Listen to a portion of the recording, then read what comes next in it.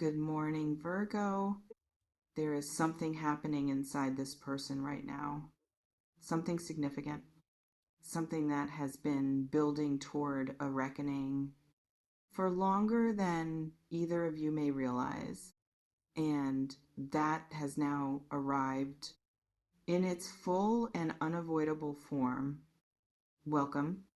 And give me your full attention for this one because what I am about to describe is one of the most important things that can happen. In the aftermath of something that did not survive, they are not, uh, okay, Virgo. I want to say that simply and clearly without dressing it up, because the simplicity of it is what carries the most weight. Not okay, not managing, not fine on the surface while processing privately, actually, genuinely not okay. And the specific reason they are not okay is the thing I want to spend this entire message unpacking because it matters for what it says about them and for what it means for you and for what is possible between you going forward if you want anything to be possible at all. They realized something. I want to describe what the realization felt like from the inside of their experience, because realizations of this specific kind do not arrive like information. They arrive like impact. There is a specific moment or a specific accumulation of moments that produces a particular kind of clarity that was not available before because something was in the way of it. Some story they were telling themselves, some version of events where they were not the primary cause of what fell apart. That story broke, not gradually, not through slow erosion, in the particular way that certain stories break all at once. When something happens, or something is seen, or something is felt, that the story simply cannot accommodate, cannot incorporate, cannot survive the encounter with. And in the breaking of the story, the thing that the story was protecting them from arrived fully without the buffer. The truth of what they did, I want to tell you what that truth is as I see it in their energy, because I think you have your own version of it, your own understanding of what happened and what was done and why the relationship did not survive. And I want to name what I see from their side so you can understand whether what they have arrived at matches what actually happened. They sabotaged it, not in a single dramatic act, not in one moment that can be pointed to and named, but in the accumulated form that sabotage often takes. The small withdrawals, the moments of unavailability when presence was needed, the times they prioritized something else over the connection, over you, not because they did not value it, but because something in them was afraid of it, or not ready for it, or not yet capable of receiving something as real and as demanding as what was forming between you, without flinching. And instead of saying that, instead of finding the language for the fear, they acted it out in the accumulated small ways that create distance without ever being held accountable for any single one. and the relationship, which was real and worth something, could not survive the accumulated distance. And it did not. They know this now, in the full and unavoidable form of actually knowing it, not suspecting it, not in the partial way of understanding something intellectually, while the emotional self maintains a more comfortable version, but knowing it in the body, in the chest, in the specific weight of a truth that has finally arrived, without the protection of the story that was keeping it at a manageable distance. Oof. I want to speak now about what the not okay looks like in the specific texture of their daily experience, because I think you deserve to feel the full weight of it, not to take satisfaction in it, not to feel vindicated by it, but to understand what is actually happening in them, so that when whatever comes next comes, you can receive it with full information. There is guilt, real and specific guilt, not the diffuse guilt of someone who feels vaguely bad about the general outcome of things.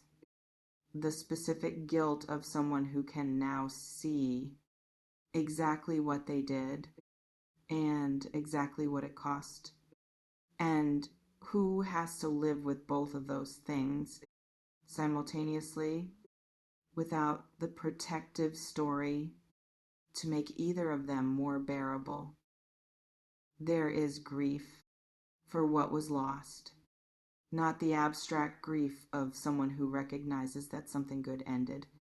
The specific grief of someone who now understands that it did not have to end, that what was lost because of choices they made that they could have made differently if they had been more honest or more available or more willing to face the fear rather than acted out sideways in ways that eroded what they were too afraid to directly examine.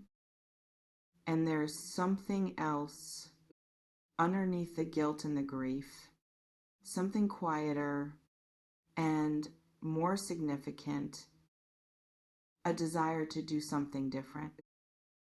I want to speak to this desire because it is the most important thing in this entire message. And I want to be careful about how I describe it because it is real and it deserves to be treated as real rather than dismissed, but it also deserves to be examined. Rather than simply accepted at face value, the desire to do something different is not the same as the capacity to do something different. This is important because desire, in the immediate aftermath of a painful realization, is not always a reliable indicator of what someone is capable of sustaining.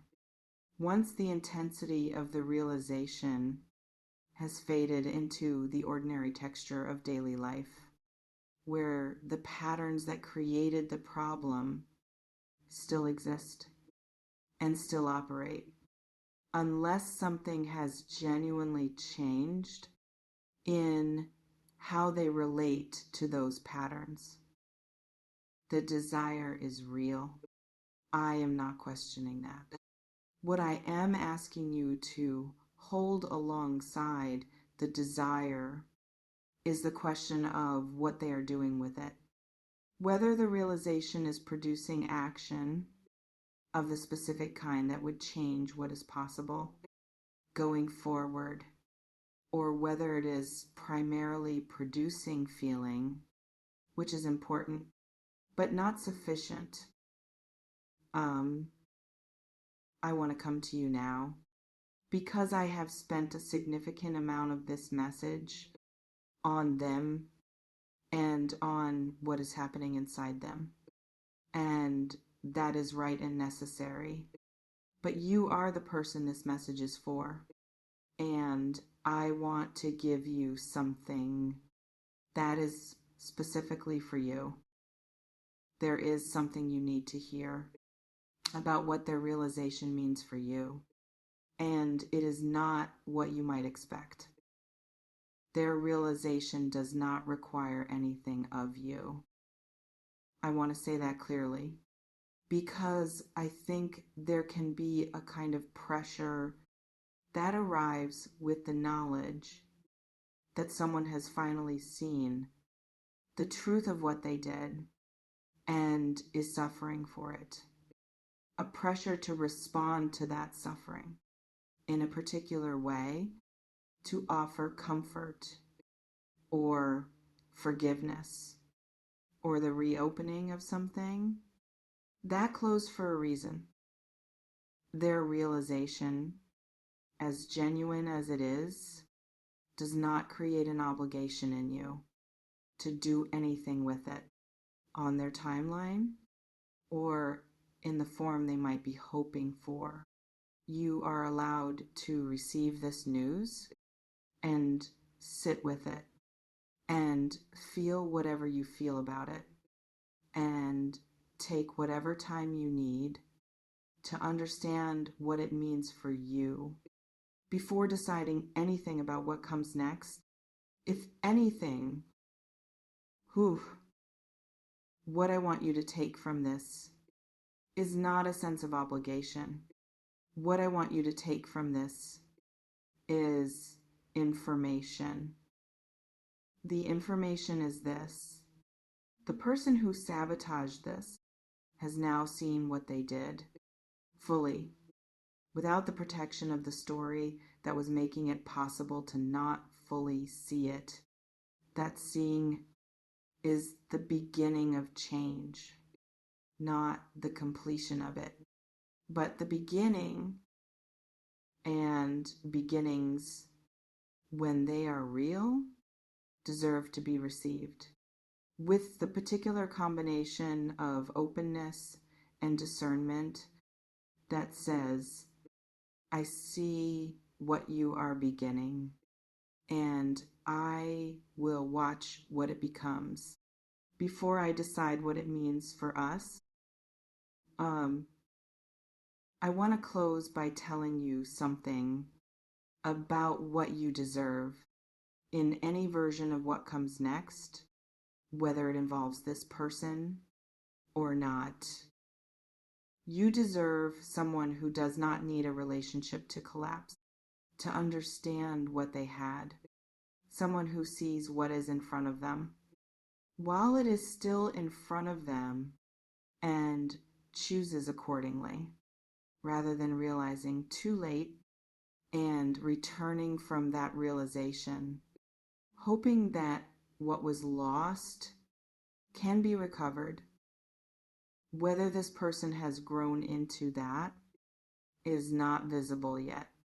It will become visible over time through what they do, not through what they realize or feel or express in the raw aftermath of the truth arriving.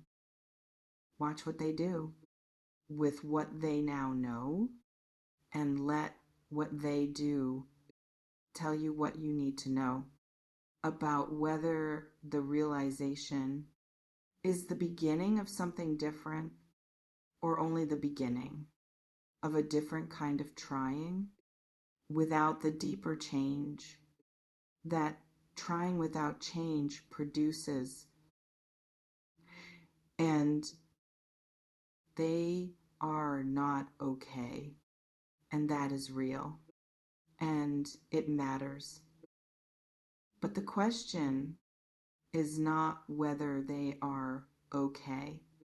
The question is what they do next with the truth they can no longer avoid. Watch for the answer to that question and let the answer guide everything else.